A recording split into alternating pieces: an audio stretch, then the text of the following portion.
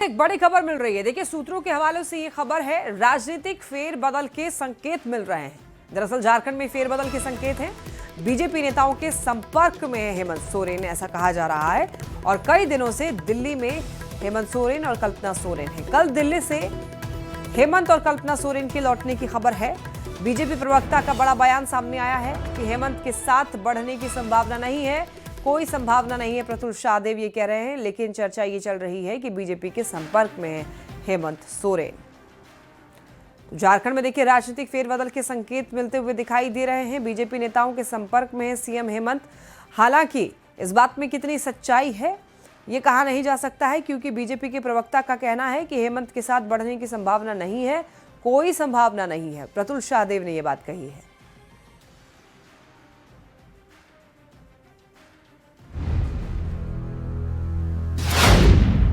क्या झारखंड की राजनीति में खेला होने जा रहा है?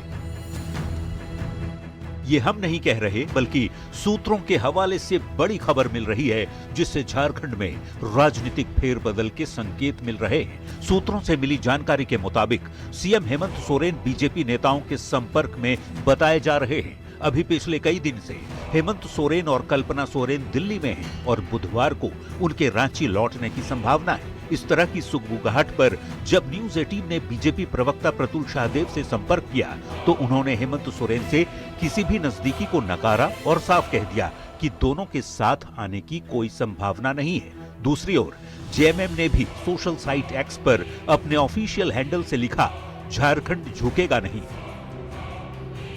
कांग्रेस का भी यही कहना है, गठबंधन में सब कुछ ठीक है और सभी विधायक एकजुट हैं। इस तरह की कोई कहीं बात नहीं है। हमारे गठबंधन के सभी विधायक एकजुट हैं, एक साथ हैं। कल परसों हमारे विधायक दल की बैठक है, हमारे गठबंधन दल के विधायकों की बैठक है। आप देखेंगे कौन आए नहीं आए। यानी तीनों ही पक्ष झारखंड में किसी भी तरह के खेला को नकार रहे हैं। लेकिन जैसा कि हर कोई जानता है, राजनीति संभावनाओं का खेल है और कब क्या हो जाए कोई कह नहीं सकता। Bureau report, news 18। देखिए, सूत्रों से मिली जानकारी के अनुसार झारखंड सरकार में एनडीए की एंट्री हो सकती है। हालांकि इसे लेकर जेएमएम और बीजेपी फिलहाल अपने पत्ते नहीं खोलते हुए दिखाई दे रहे हैं। जेएमएम का यह कहना है कि इस तरह की संभावना फिलहाल नहीं बन रही है। जेएमएम प्रवक्ता मनोज पांडे की अगर माने तो महागठबंधन की सरकार अपना टर्म पूरा करेगी। तो वहीं बीजेपी का यह कहना है कि बीजेपी और जेएमएम दो धुरी हैं, जिसका मिलना संभव नहीं है। जहां एक तरफ बीजेपी खुद को राष्ट्रवादी बताती है, तो वहीं जेएमएम पर तुष्टीकरण करने का आरोप लगाती हुई नजर आई। चर्चाएं बेबुनियाद चर्चा है, कहीं कोई दूर दूर तक संभावनाएं नजर नहीं आती हैं। अब राजनीति है, कुछ से कुछ लोग बोल जाते हैं। मुझे लगता है यह सरकार, गठबंधन की सरकार, अपना कार्यकाल पूरा करेगी। अब फिलहाल कोई संभावना नहीं। झारखंड मुक्ति मोर्चा तुष्टीकरण में विश्वास करता है। हम स्वच्छ राजनीति में विश्वास करते हैं। झारखंड मुक्ति मोर्चा के लिए भ्रष्टाचार एक संस्थागत हथियार बन गया है।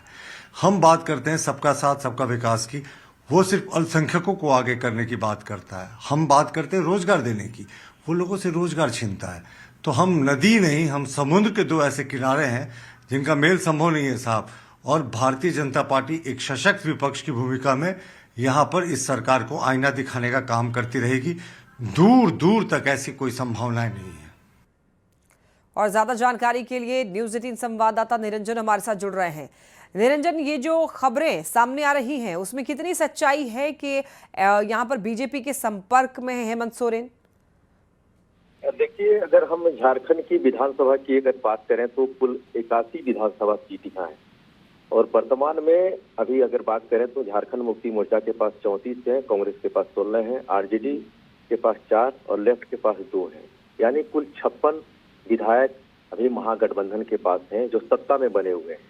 और अगर हम इधर बात करें, नया जो समीकरण बनने की संभावना दिख रही है, अगर हम एनडीए की बात करें तो बीजेपी के पास 21 है, लोजपा के पास 1 है और आजसू के पास 1 है, जदयू के पास 1 है और झारखंड मुक्ति मोर्चा के पास 34 विधायक तो है ही। यानी कुल 58 इधर बन रहे हैं। समीकरण जो नया जो दिखाई दे रहा है, जो कयास चल रहे हैं। लेकिन अब उम्मीद की जा रही है कि झारखंड मुक्ति मोर्चा के जो 34 विधायक हैं और कुल मिलाकर देखें तो जो बहुमत होती है वो 41 होती है। यानी अगर हम बात करेंगे 34 से 6 40 है 41, यानी कुल मिलाकर 7 विधायक की जरूरत और होगी।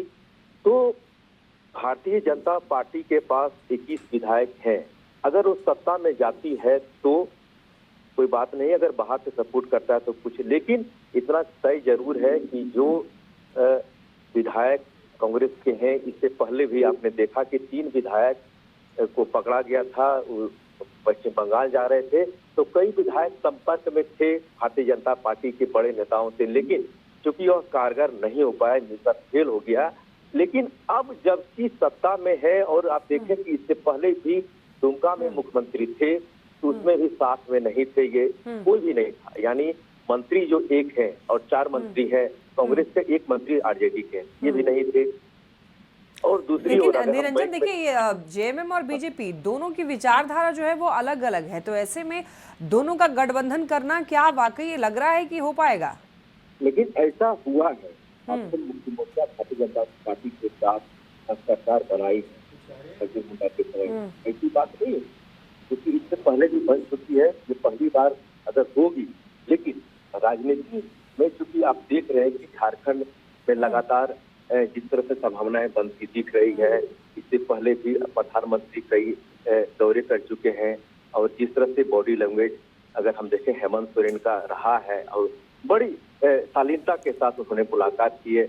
अगर हम बात करें उनसे, तो जब भी आए अमित शाह हो, जो नीति आयोग की बैठक थी, या फिर दिल्ली में जो ठीक है बैठकें हो निरंजन, रही तो थी, इस राजनीतिक फेरबदल की जो खबरें हैं इसके बारे में आप जो जानकारी है वो इकट्ठा करिए। बहुत धन्यवाद आपका इन तमाम जानकारियों के लिए। फिलहाल राज्य से एक बड़ी खबर अब मिल रही है। देखिए, आज दिल्ली से लौटेंगे मुख्यमंत्री हेमंत सोरेन। 4 दिसंबर को सत्तारूढ़ गठबंधन विधायकों की बैठक में भाग लेंगे। 5 दिसंबर से विधानसभा का शीतकालीन सत्र भी शुरू होना है, तो उससे पहले कल्पना सोरेन और हेमंत सोरेन दिल्ली से लौट आएंगे और 4 दिसंबर को सत्तारूढ़ गठबंधन विधायकों की बैठक में भाग भी लेने वाले हैं। इसके बाद 5 दिसंबर से विधानसभा का शीतकालीन सत्र शुरू हो जाएगा।